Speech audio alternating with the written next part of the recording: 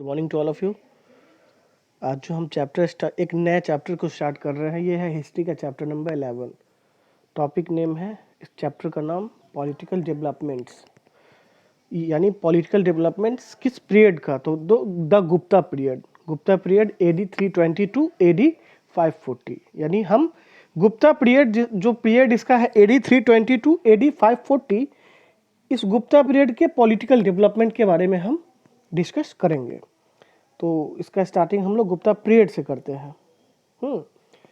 After the breakup of the modern empire many small kingdoms had emerged all over the country, यानी modern empire के बिखराव के बाद, उसके टूटने के बाद छोटे छोटे जो किंगडम्स थे वो पूरे कंट्री में इमर्ज हो गए। यानी हर छोटा छोटा स्टेट या जो भी था वो सब अपने आप को इंडिविजुअल कंट्री मानने लगे, यानी उन पे अब किसी का कोई अधिकार नहीं है, अपने आप को वो स्वतंत्र मानने लगे। This kingdoms were the Sakas, the Pallavas and the Kushanas, और इस जो किंगडम्स थे उसमें से साकाज थे, पल्लवाज थे और कुशानाज थे।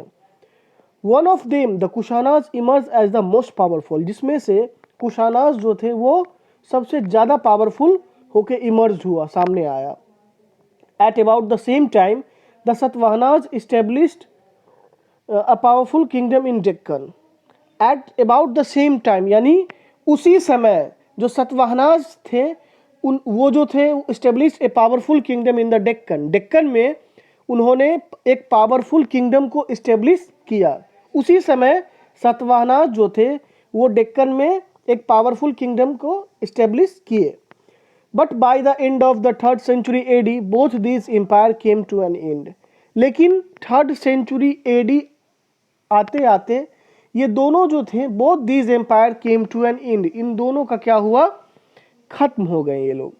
The Gupta period is rich in sources both literacy and archaeological.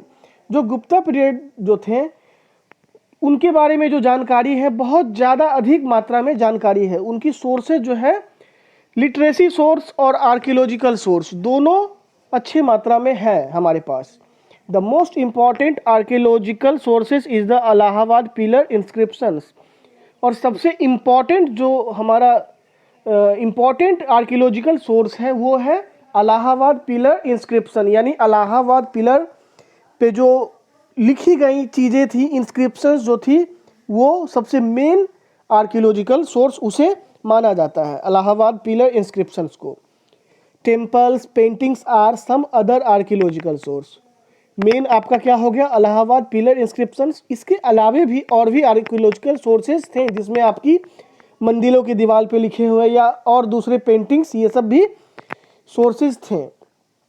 Works of Kalidasa and accounts of Fahien and Itsing are literacy source, यानी कालिदास ने भी जो रचनाएं की थी, जो उन्होंने लिखा था, या फायान की किताब से भी इस चीज़ के बारे में हमें लिटरेसी सोर्स जो इस पीरियड के बारे में है, गुप्ता पीरियड के बारे में हमें जानकारी मिलती है।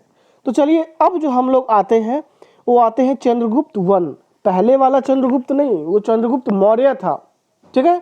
ये चंद्रगुप्त वन है और इसका पीरियड क्या है, AD 320 टू 335, वो BC में था, ये AD में है। तो चंद्रगुप्त वन इसका पीरियड है AD 320 to 335। Under Chandragupta one the Gupta empire revealed in the north, यानी चंद्रगुप्त वन के शासनकाल में गुप्ता पीरियड जो थे, गुप्ता एम्पायर जो था वो नॉर्थ तक पहुंच गया, उसका क्षेत्र। He ascended the throne in AD 320, और चंद्रगुप्त वन ने सत्ता कब संभाली, वो राजा कब बना, तो 320 AD में। Like Chandragupta Maurya he first conquered Magadha and set up his capital at Pataliputra. Chandragupta Maurya की तरह ही इसने सबसे पहले मगध के क्षेत्र को क्या किया, ही फर्स्ट कन्क्वेर्ड मगध, यानी मगध के इलाके पे अपना कब्जा जमाया और अपना जो कैपिटल है सेम उसी की तरह पाटलिपुत्र ही रखा। From Pataliputra he consolidated his kingdom over the eastern portion of the northern India, और वही पाटलिपुत्र कैपिटल से उसने अपने किंगडम को कहाँ पहुँचाया, eastern portion of northern India तक। He married Kumar Devi, a princess of Lichvi tribe of Vaishali. Vaishali की एक लिच्छवी ट्राइब मतलब जनजाति, उनकी जिनका क्या नाम था, कुमार देवी, उनसे इनका विवाह हुआ। He took the title of Maharaja Dhiraj which means king of kings. इनको टाइटल मिला किस चीज का, महाराजा धीराज यानी राजाओं के राजा। In addition Chandragupta revived many of Ashoka's principle of government. और चंद्रगुप्त जो थे अशोक के भी जो प्रिंसिपल थे उनको फॉलो करते थे। It was his son Samudragupta who extended the kingdom into an empire over the whole of north and western Deccan. इन्हीं का एक बेटा था जिसका नाम था समुद्रगुप्त, जिसने अपने किंगडम को क्या बना दिया, एम्पायर बना दिया। किंगडम छोटा होता है और एम्पायर, बहुत सारे किंगडम एक साथ जब मिलते हैं तब जाके एम्पायर बनता है। तो इसी का बेटा समुद्रगुप्त जिसने अपने किंगडम को क्या बना दिया, पूरा एम्पायर बना दिया। और उसका एम्पायर कहाँ तक गया, whole of north and western Deccan, यानी पूरा का पूरा नॉर्थ और वेस्टर्न डेक्कन एरिया। चलिए अब समुद्रगुप्त के बारे में जानकारी देखते हैं। समुद्रगुप्त AD 335 to 375, यानी ये जो है चंद्रगुप्त वन के बेटे हैं। चंद्रगुप्त वन के बाद इन्होंने सत्ता संभाला 335 AD में और 375 AD तक ये रहे। Samudragupta was son of Chandragupta one. He ascended the throne after the death of his father in AD 335। इन्होंने राजगद्दी कब संभाली, तो इनके पिता चंद्रगुप्त वन जिनकी मृत्यु 335 AD में हुई, तो उनकी मृत्यु के बाद इन्होंने सत्ता संभाला। The main source of information about his reign is an inscription engraved on a pillar at Allahabad। और समुद्रगुप्त के बारे में हमें अच्छी जानकारी कहाँ से प्राप्त होती है, सटीक जिसको बोलते हैं, तो अलाहाबाद पिलर इंस्क्रिप्शन से। This inscription is also known as Prayag Prashasti. और इसी अलाहाबाद इंस्क्रिप्शन को क्या कहते हैं, प्रयाग प्रशस्ति। द प्रशस्ति वॉज कंपोज्ड बाय हरिसेना। और ये अलाहाबाद प्रशस्ति जो था, जिसे हम कहते थे, और ये प्रशस्ति जो था वो किसके द्वारा कंपोज किया गया था, किसके द्वारा लिखा गया था, तो वो the court poet of Samudragupta, यानी समुद्रगुप्त के ही राज दरबार के वो कवि थे। Harisena inscriptions tells us about Samudragupta various conquest and small kingdom existing at that time. यानी उन्होंने इंस्क्रिप्शंस में क्या लिखा, तो हरिसेना जी ने इंस्क्रिप्शंस में हमें बताया समुद्रगुप्त के बारे में, उसकी लड़ाइयाँ के बारे में, और उसी समय में और छोटे छोटे राज्य जो उस समय एग्जिस्ट करते थे उनके बारे में उसमें उसने जानकारी दी। अब देखिए समुद्रगुप्त प्रशस्ति क्या है। The pillar of Allahabad has a long poem in the Sanskrit inscribed on it and composed by court poet Harisena.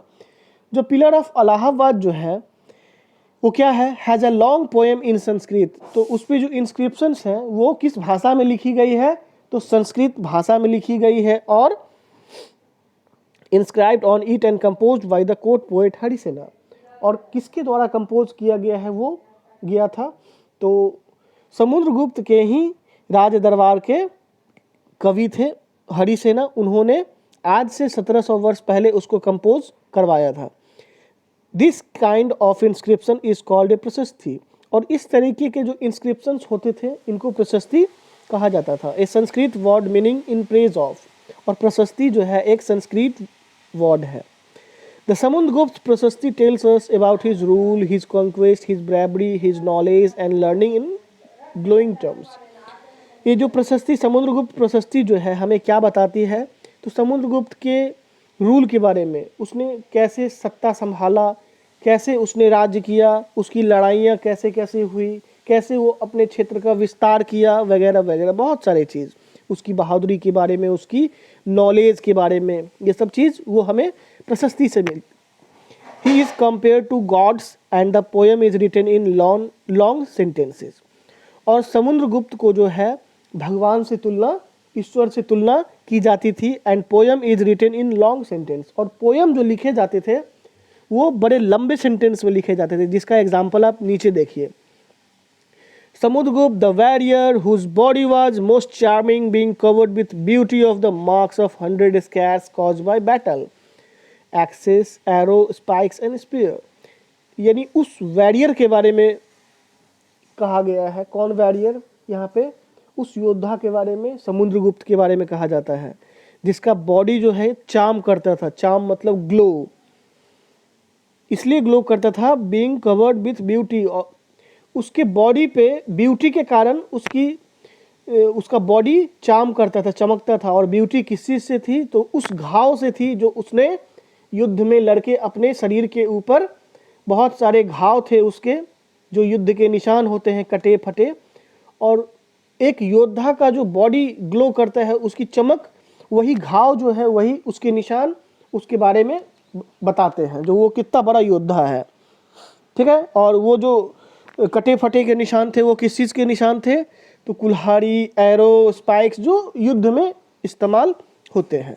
Hari सेना describes 4 different kind of rulers and mention Samudragupta policies toward them. Hari सेना जो है, इन्होंने डिस्क्राइब किया 4 अलग अलग रूलर्स के बारे में, यानी समुद्रगुप्त की पॉलिसी उनके साथ कैसी थी। पहला है the ruler of Aryavarta. There were 9 rulers who were uprooted and their kingdoms were made of part of Samudragupta empire. यानी रूलर्स ऑफ आर्यवर्त में टोटल कितने रूलर्स थे? तो 9 रूलर्स थे जिनको अपरूट कर दिया गया, जिनको जमीन से उखाड़ दिया गया, नस्तेनाबूद कर दी गई, और उनकी जितनी भी किंगडम्स थी वो सबको समुद्रगुप्त एम्पायर का पार्ट बना दिया गया। ठीक। दूसरा है the ruler of Dakshinapatha.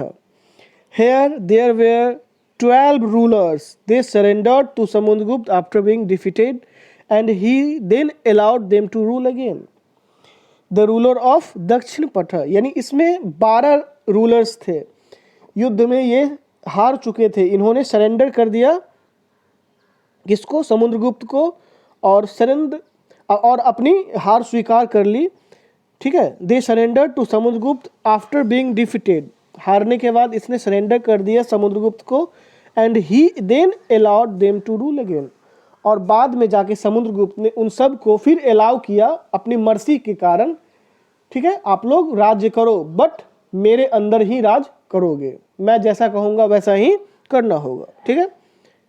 Third है the inner circle of neighbouring states including Assam, coastal Bengal, Nepal and a number of Gana Sanghas in the northwest. They brought tribute, followed his orders and attended his court. यानी असम के जो neighbouring states उसके circle में थे, यानी हमारा घर है और चारों तरफ से जो हमारे नेबर होते हैं उसके बारे में बता रहे हैं। तो नेबरिंग स्टेट्स में कौन कौन से थे? तो असम था, बंगाल था कोस्टल, नेपाल और बहुत सारे घना संघास नॉर्थ वेस्ट के। They brought tribute, followed his orders and attend his court. और उनको मतलब अपने कार्य क्षेत्र में लिया गया और उनको कहा गया कि आप जैसे राज्य कर रहे हैं वैसे ही कीजिए, बट मेरे ऑर्डर्स को फॉलो करना होगा। मैं जब भी मीटिंग बुलाऊं अपने कोर्ट में, आपको उसमें हाजिरी लगानी होगी। ठीक है। यानी आप राज्य करो, बट मेरे अंदर रह के करना होगा। ठीक है। और लास्ट जो है the rulers of the outlying area, the descendants and the Kushanas and Sakas and the ruler of Sri Lanka who submitted to him and offered daughters in marriage. The ruler of the outer laying area, जो outer laying area के जो rulers थे, जिसमें आपके कुशानास थे, साकास थे और श्रीलंका के कुछ रूलर थे, who submitted to him and offered daughters in marriage. उन्होंने उनका मतलब जो टर्म्स एंड कंडीशन था उसको मानने को तैयार हुए और बदले में अपनी बेटियों का विवाह उनसे करवाने का उन्होंने ऑफर किया। तो ये हमने समुद्रगुप्त के बारे में पढ़ा, चंद्रगुप्त के बारे में पढ़ा। अब नेक्स्ट क्लास में चंद्रगुप्त 2 वगैरह के बारे में पढ़ेंगे और भी डिटेल्स में। आज के लिए इतना ही। Thank you.